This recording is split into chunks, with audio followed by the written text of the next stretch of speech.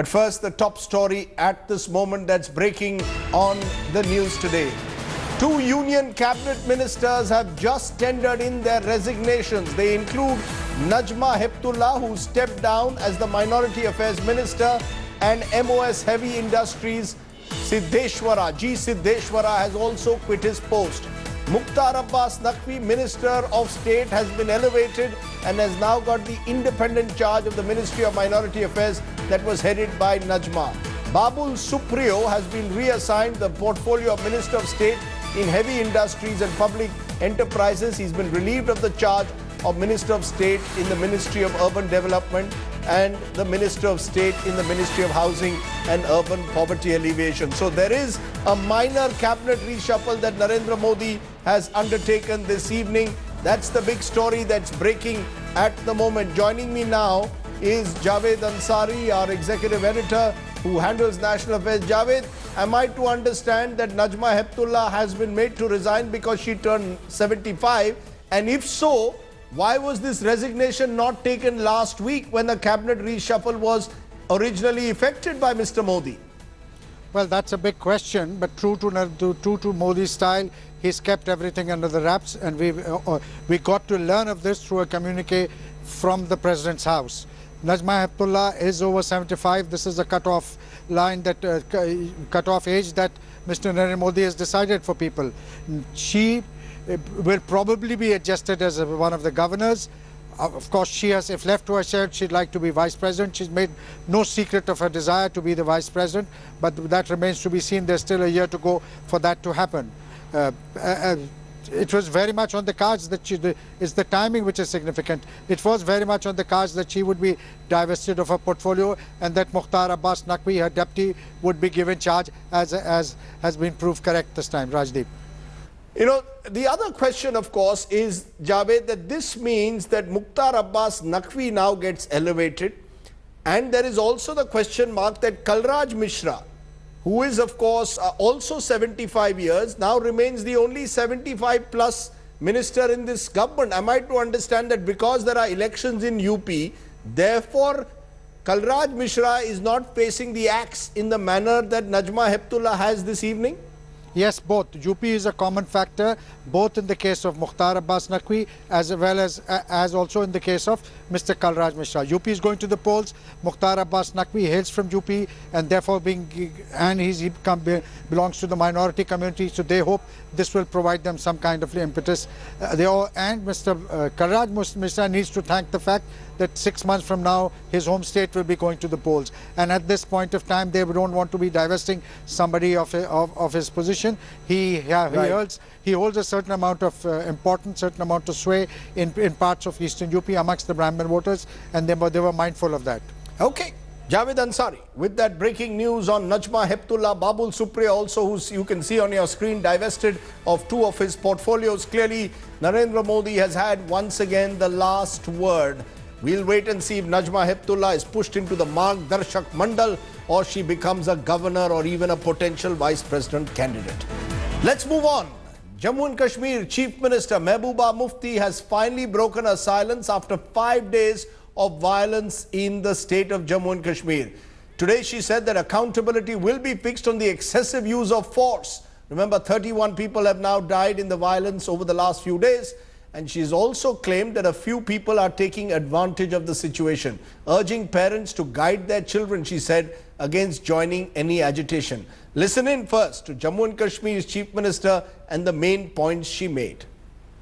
मेरी ये कोशिश रही, क्योंकि मैं समझती थी अब लोग बाहर आएंगे, जवान खासकर बाहर आएगा, कि हम किस तरह से हालात को संभालें ताकि इसमें खुदा ना खास्ता किसी जान का नुकसान ना हो।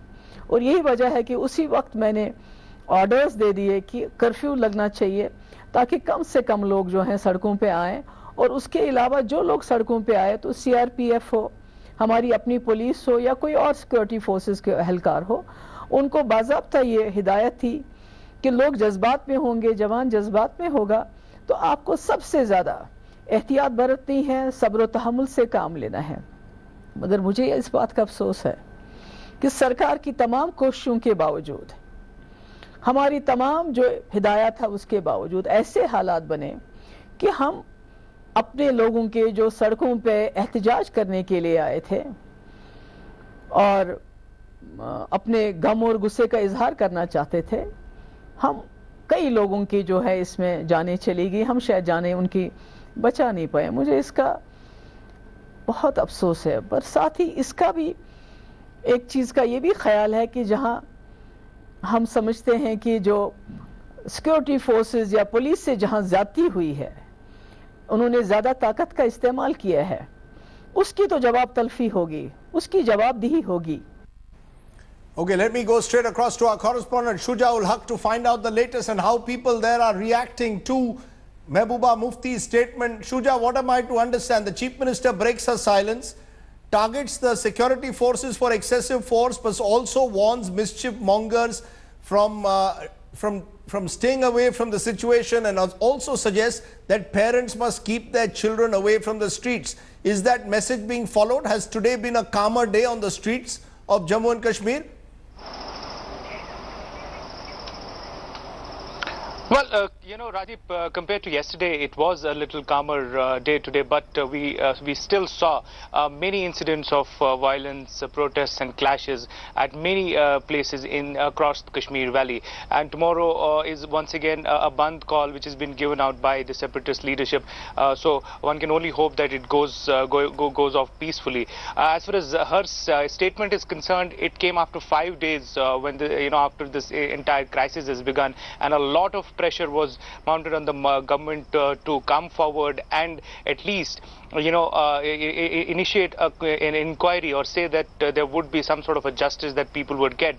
And now that the Chief Minister has herself come out and made this statement, people have started reacting to it, many asking that whether this is only going to be an inquiry on the papers or there would be some tangible steps that would be taken to understand and ensure that these things do not happen again. Also, in the same message, she has sort of taken a dig at those people who, according to her, are fomenting the trouble and asked the parents to make sure that their children stay back home. She's gone ahead and said that it is at the end of the day the loss of the parents and not anybody else's when a child dies or when somebody loses his life. Okay, Shujaul Haq with the latest update that we are getting there. Remember, it has been a relatively calmer day, but there have been stray incidents of violence even today in Jammu and Kashmir. Meanwhile, Sabzar Ahmed is now being tipped to replace Burhan Wani as the new Hizbul in charge in South Kashmir. India Today has accessed exclusive pictures of the man who is now being dubbed again as the poster boy of the Hizbul in the valley. Here's a report. Terror has a new face in the valley. Terror has a new name. Better known as Sub-Dawn, Sabzar Ahmed is the new poster boy of terror in Jammu and Kashmir. Even as the valley protested Hizbul Mujahideen terrorist Burhan Wani's killing, Sabzar had quietly made his entry. He was at Burhan Wani's funeral, his alert eye watching every move. India Today is the first channel to access these pictures. Dressed in a green t-shirt, face covered for cameras, Sabzar virtually took charge at the funeral. Sabzar, like Burhan Wani, is a local from Tral in South Kashmir and was a trusted lieutenant of Burhan. He was aware of most of Burhan Wani's contacts and links across the line of control in Pakistan-occupied Kashmir. A failed love affair brought Sabzar into the terror fold. He was searching for new meaning to his life after the girl he was in love with spurned his marriage proposal. Sabzar joined the Hizbul Mujahideen in 2015 after Burhan Wani's elder brother Khalid was killed in an encounter with the security forces. The aim to appoint Sabzar as the interim commander is to ensure that this group of young terrorists does not disintegrate. Of the famous Facebook group photo of 11 Hizbul Mujahideen terrorists, only Sabzar Ahmed, Wasim Shah and Saddam are still alive. Now, instead of one commander, according to intelligence agencies, the terror group has given charge to 4 different commanders in different areas and for different operations. The aim is to ensure that the chain of command and morale doesn't come crashing down if a single terrorist like Burhan Wani is killed by the security forces. After the killing of Burhan Wani, Sabzar Ahmad is not only the new commander of Hizbul Mujahideen in South Kashmir, but also a new poster boy. It is believed that it was Sabzar Ahmad who had made Burhan Wani so popular in Kashmir on social media. Being expert in the technology and computer, Sabzar Ahmad will play the same game as Burhan was weaving in the Kashmir to attract more and more new youths into the militancy. With cameraman Rauf Ahmed and Tariq Loon, Ashraf Wani for India Today in Srinagar.